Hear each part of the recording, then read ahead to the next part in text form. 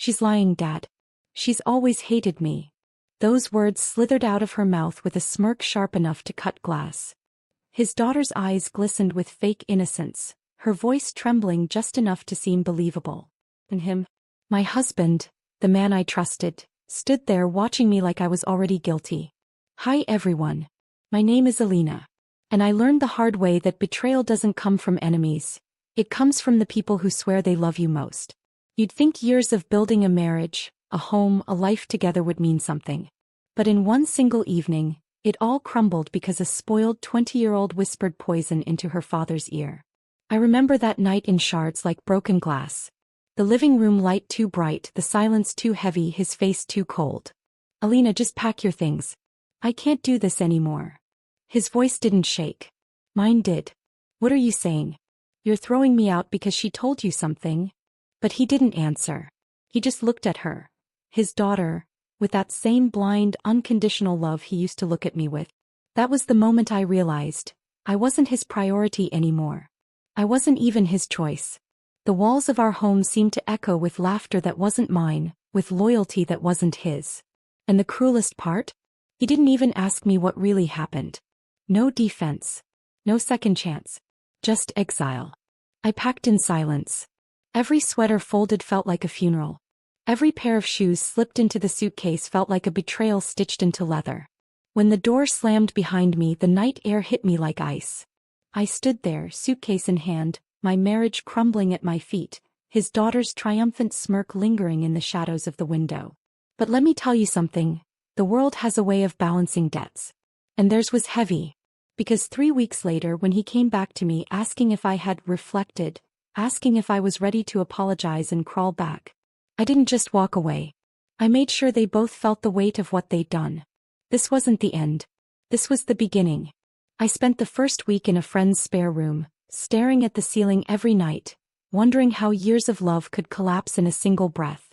The silence was heavy, pressing into my chest.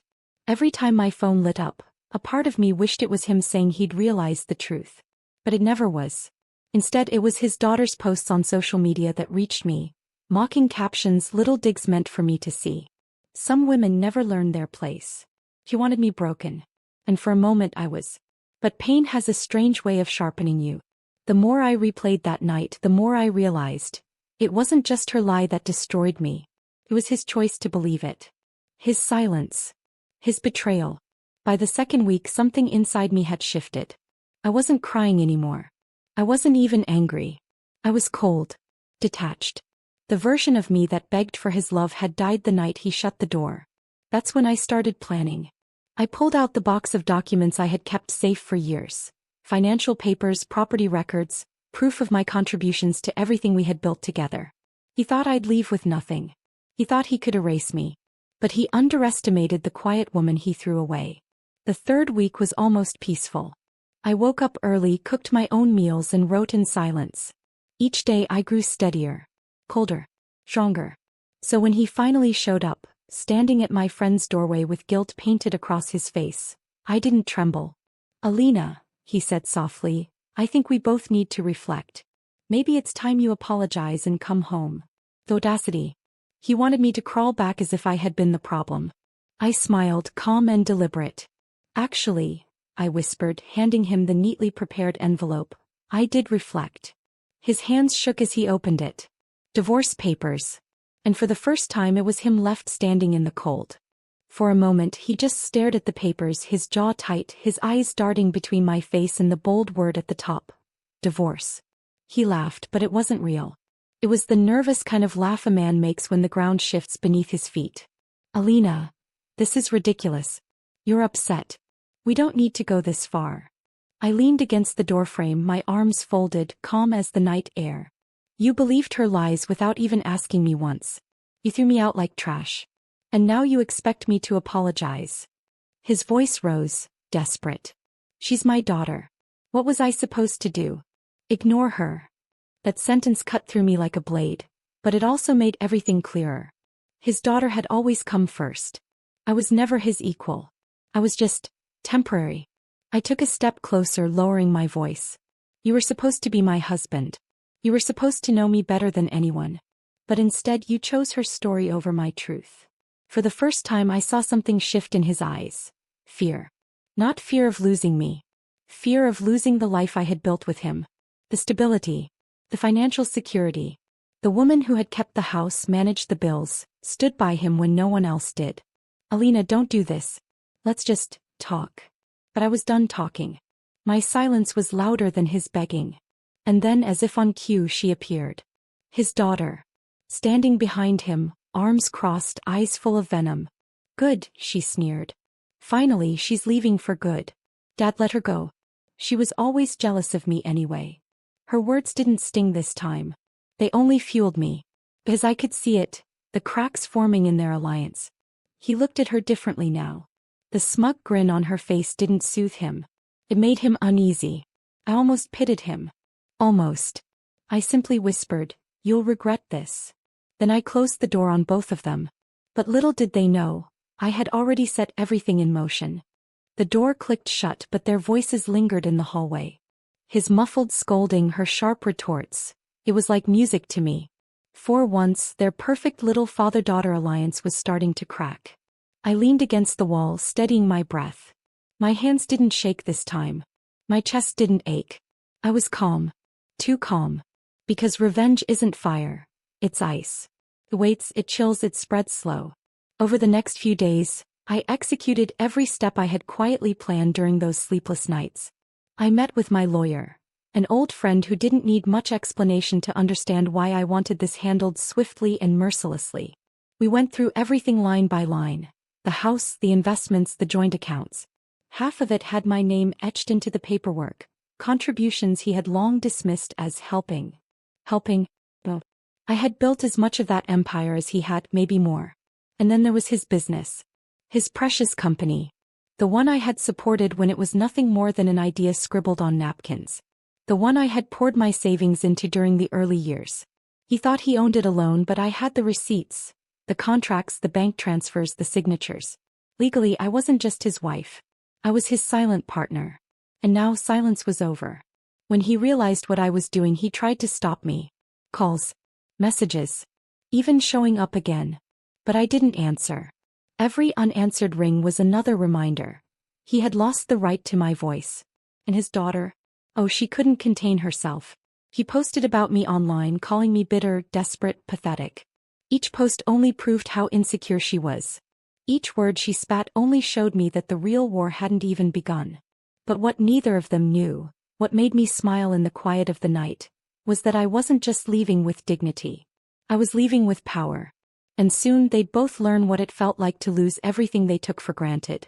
The official court summons hit him like a storm. My lawyer delivered everything clean and sharp. Division of assets, proof of my financial stake, and a clear claim on what was rightfully mine. I imagined his face when he read it, how the smug certainty he once carried must have cracked. Because for him, divorce was supposed to be simple. Throw me out, watch me crawl, then dangle the promise of forgiveness when I was desperate enough. But I wasn't crawling. I was climbing. And he was the one sinking. 2 days later, I saw him waiting outside the courthouse, his expression torn between anger and desperation. Alina, please. You don't have to do this. Think about everything we built. I looked him straight in the eye. Exactly. We built it. Not you. Not her. And now I'm taking what I earned. His daughter was there too, arms folded, glaring at me like I had committed a crime. You're just greedy, she spat. You never loved him. You only cared about money. I almost laughed. Funny. I'm not the one who lied to ruin a marriage. She lunged forward, but he held her back, his voice low and frantic. Stop. You're making it worse. Worse. That word lingered. Because yes, things were about to get much worse for both of them. My lawyer filed everything flawlessly. Bank accounts frozen, assets tied up, property under review. For the first time, my husband wasn't in control. He was powerless. And every time his daughter screeched about it, I knew she felt powerless too. But the sweetest part wasn't the legal win. It was watching their perfect little bond unravel under the weight of consequences. He blamed her for lying. She blamed him for being weak. Their alliance had once pushed me out of my own home. Now it was eating them alive from the inside. And I wasn't finished yet. Because revenge isn't just about taking back what's yours. It's about making sure they never forget the price of betraying you. Court hearings began, and with every session, I watched his mask slip further. The confident man who once stood tall in our living room telling me to pack my things, now sat slouched in a suit, sweating under questions he couldn't answer. My lawyer tore through him like glass under a hammer. Every time he tried to downplay my role in the business, the evidence cut him down. Emails, receipts, contracts, all bearing his signature beside mine. He looked smaller with every revelation. And then there was her, his daughter. She never missed a hearing, sitting in the back with her arms folded, her glare burning into me. She wanted me to feel weak, invisible. But the longer she sat there, the more her bitterness showed. People whispered about her in the gallery, wondering why she looked so restless, so hateful, while I sat poised, unshaken. The turning point came during cross-examination. My lawyer asked him, "Did you or did you not remove your wife from the marital home without any discussion or proof of wrongdoing?" He stammered, his eyes flicking toward his daughter for help. But she couldn't answer for him. He was alone on that stand, choking on his own decisions. I didn't smile. I didn't gloat. I just sat there, my silence screaming louder than any words could. Later that evening, as I walked out of the courthouse, his daughter followed me to the parking lot. Her voice dripped with venom. "You think you've won? You're pathetic. My dad will never forgive you." I turned, meeting her eyes without flinching. "He doesn't have to forgive me. But one day he'll realize who destroyed his marriage. And it wasn't me." For the first time her face faltered. Small but there. I got into my car, the cool leather wrapping around me like armor. The city lights blurred against the windshield, and for the first time in weeks, I felt something close to peace.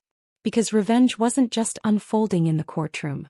It was unraveling in their home, behind closed doors, where trust between father and daughter was shattering. And I hadn't even delivered the final blow yet. The cracks widened faster than I expected. Word reached me through mutual friends. Their once perfect bond had soured. He began questioning her every word, every story, every late-night excuse. What once was blind trust had turned into suspicion. Apparently one night he snapped. "You ruined everything," he had shouted loud enough for the neighbors to hear. She screamed back, blaming me, blaming the court, blaming him for being weak. Their war wasn't quiet anymore. It was public. And I stayed silent. I didn't need to interfere. They were destroying each other beautifully. The second court hearing sealed it. The judge ruled in my favor for half the assets, and recognized my financial contributions to the business. His face turned gray as the words echoed in the chamber. His daughter stormed out halfway through, slamming the door so hard it rattled the walls. That night I received a message from him. Short. Pathetic. "Alina, please. We can fix this. Let's talk without the lawyers." I stared at the screen for a long time. Once upon a time I would have clung to those words. But now, they felt hollow, almost insulting. I didn't reply. Instead, I crafted my final act of quiet revenge. My lawyer and I arranged to transfer my share of the business into a trust. One that funded scholarships for women who had been abandoned or silenced. Every dollar that left his grasp became a weapon of memory. My pain turned into their freedom. When he found out, his rage was volcanic. Friends told me he yelled at his daughter, accusing her of pushing me to this point. She, in turn, screamed back that it was his fault for ever marrying me. Their alliance was ash, scattered in the wind. Me. I stood on the balcony of my new apartment, breathing in the cool night air, free and untouchable. I hadn't just left him. I had rewritten the ending. The last hearing felt less like a courtroom battle and more like a funeral, his funeral. Not of his body but of his pride, his power, his control. The judge's ruling was clear. I walked away with my rightful share of everything we built, and more importantly, I walked away free. He sat there, shoulders slumped, his daughter whispering furiously beside him, but even she couldn't hide the panic in her eyes. Their kingdom had crumbled, and neither of them knew how to rebuild it. When it was over, I didn't rush out. I stood, gathered my documents, and walked slowly past him. He lifted his eyes, red and wet, searching for something. Pity, forgiveness, maybe hope. I gave him nothing. Outside the courthouse she was waiting. His daughter. No smugness now. Just raw anger that looked a lot like fear. "You destroyed him," she hissed. I tilted my head, calm as ice. "No. He destroyed himself. You just helped him. Her face twisted, but she didn't answer. Because she knew. Deep down she knew. Weeks later I heard he sold the house I once turned into a home, just to cover legal fees. His business, once steady, began to falter without my quiet hand behind the scenes. And his daughter? She moved out, leaving him alone in a smaller apartment, bitter and broken. But I didn't watch from bitterness. I watched from distance, from strength. Because revenge isn't about screaming louder than the ones who hurt you. It's about living so fully that their betrayal becomes nothing more than a shadow in your light. And as I signed the final papers, the clerk slid them across the desk with a polite smile. It's finalized, she said. I traced my finger over the ink, closed the folder, and whispered to myself,